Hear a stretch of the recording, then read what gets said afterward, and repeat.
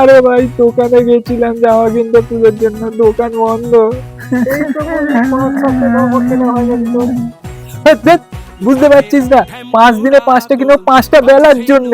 আর যে 5টা বেলা আছে তখন কি পরবো আমি? 10টা জামা লাগবে তো। কি আছে রে প্ল্যান?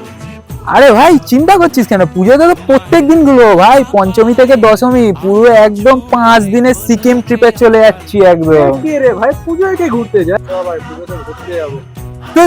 এত ভিড়ে আবার কেউ নাকি প্যান্ডেলে প্যান্ডেলে ঘোরে ভাই। আমি ভাই পঞ্চমী থেকে দশমী একদম পুরো আরামসে ভাই বাড়িতে শুয়ে থাকবো বিছানায়, আর টিভি দেখবো আর খাবো দাবো ভাই। ধ্যাৎ, এত ভিড়ে আবার ঘুরতে যাচ্ছে।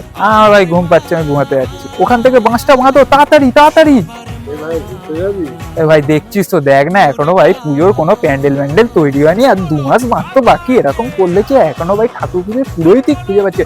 ঠাকুর আনবো কি করে ভাই সেটাই বুঝতে পারছি। শোন না ভাই, পুজো করে দিবি আমাদের প্যান্ডেলে?